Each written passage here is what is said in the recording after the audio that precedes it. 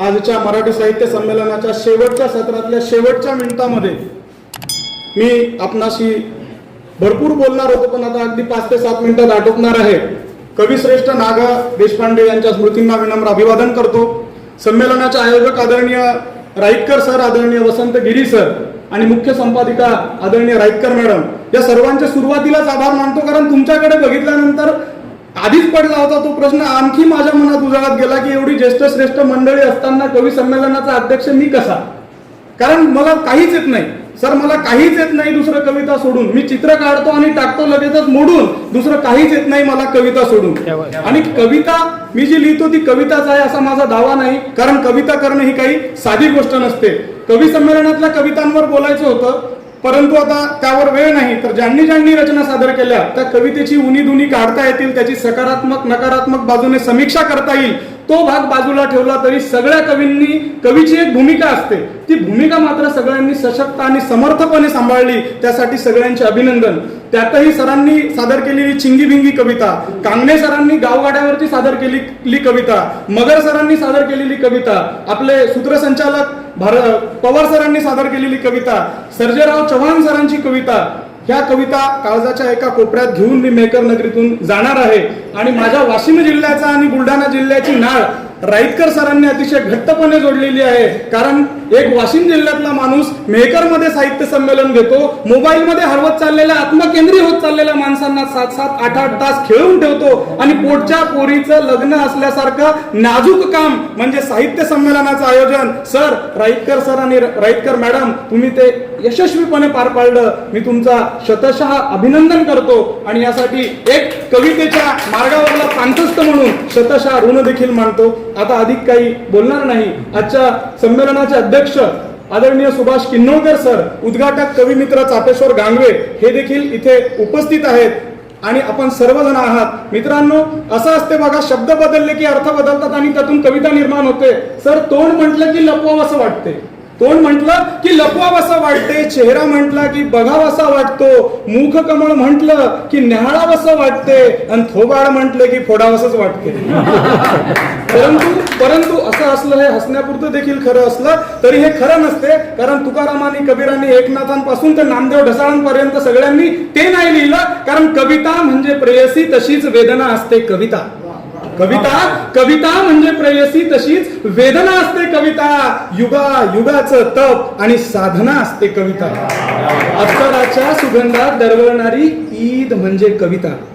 अत्तराच्या सुगंधात दरवळणारी ईद म्हणजे कविता. फटाक्याच्या आतिषबाजीत गुदमरणारी दिवाळी म्हणजे कविता. अन्याय अत्याचाराची होळी आणि या पिझ्झा बर्गरच्या जमान्यात हरवत चाललेली पूर्णाची पोळी असते कविता. पूर्णाची पोळी असते कविता. अत्याचाराचा प्रतिकार म्हणजे कविता. अत्याचाराचा प्रतिकार म्हणजे कविता. घरातला शिष्टाचार, संसदेतला भ्रष्टाचार, चांदणी चौकातला बलात्कार आणि वावरातल्या मातीचा घामाच्या थेंबाने केलेला सत्कार असते कविता. घामाच्या थेंबाने केलेला सत्कार असते कविता. तर अशी कविता असते. मग तुम्ही काहीही करा, टला ट जोडा, रला र जोडा, पण अर्थपूर्ण शब्द शब्दांना जोडता आला पाहिजे आणि नखावर अणुबॉम्ब घेऊन तो प्रस्थापितांच्या बुडाजवळ नेऊन फोडता आला पाहिजे. ती जबाबदारी तुम्हाला मला पार पाडवायची आहे.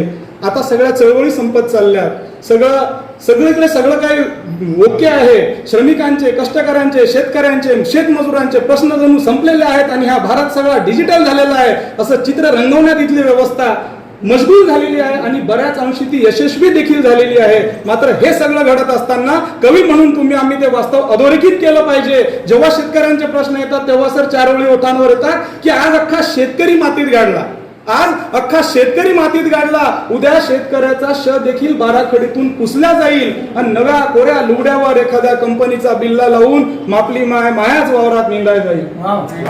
नव्या कोऱ्या लुगड्यावर एखाद्या कंपनीचा बिल्ला लावून आपली माय आपल्याच वावरात निंदायला जाईल आणि 50 किलोचा क्विंटल झाला की शेतकऱ्याचं उत्पन्न दुप्पट होईल. आणि 50 किलोचा क्विंटल झाला की शेतकऱ्याचं उत्पन्न दुप्पट होईल. अरे भळभळत्या जखमा उरात घेऊन जगतोय आम्ही, भळभळत्या जखमा उरात घेऊन जगतोय आम्ही. फक्त हेच व्हायचं राहिलं होतं, भरत आलेल्या काही जखमांच्या खिपल्या काढून त्यावर मीठ चोळून पाहायचं राहिलं होतं. पण साहेब तुम्ही आल्यापासून तोही धंदा जोरात आहे, तेजीत आहे. साहेब तुम्ही आल्यापासून तोही धंदा व्यवस्था जोरात आहे, तेजीत आहे आणि या कृषी प्रधान देशाची शेती व्यवस्था शेवटचे काही श्वास मोजित आहे, शेवटचे काही श्वास मोजित आहे. त्यांचा आवाज तुम्हाला मला व्हायचा आहे. सुरुवातीला पुनश्च एकदा तुमच्या सगळ्यांचे आभार मानतो आणि मी माणसांचा डॉक्टर आहे, मी साहित्यातला डॉक्टर नाही. फक्त 2 मिनिटाची कविता सादर करतो. या डिजिटल जमान्यात अजूनही माझ्या भोवतालच्या माणसांच्या भाकरीचा मेळ लागला नाही. कवितेचं शीर्षक आहे भाकरीचा मेळ. तू स्वप्नांना बळ दे, मी संसाराला ठिगळ लावतो. तू स्वप्नांना बळ दे, मी संसाराला ठिगळ लावतो. जमलंच तर संध्याकाळच्या भाकरीचा मेळ लावतो. तू वाचत राहा पोथी पुराण, सत्यनारायणाची पूजा कर. तू वाचत राहा पोथी पुराण, सत्यनारायणाची पूजा कर. अजून थोडी वाट पहा, अजून थोडा धीर धर. मी बाजारात पोटासाठी डोंबाऱ्याचा खेळ लावतो. जमलंच तर संध्याकाळच्या भाकरीचा मेळ लावतो. लोक खुशाल जगतायत कम्प्युटर, इंटरनेट, व्हॉट्सअपच्या युगात. लोक खुशाल जगतायत कम्प्युटर, इंटरनेट, व्हॉट्सअपच्या युगात. त्यांना खरंच पटत नाही की भाकरीचा प्रश्न आमचा अजूनही सुटत नाही.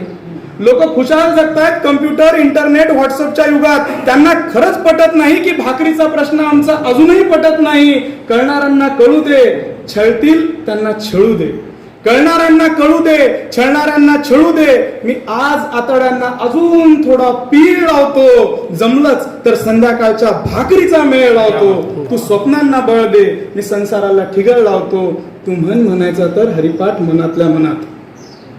तू म्हणायचा तर हरिपाठ मनातल्या मनात. लेकरांना मात्र बाबासाहेब उगाळून पाज. शिवाजीची कथा सांग, तुकोबाची गाथा सांग.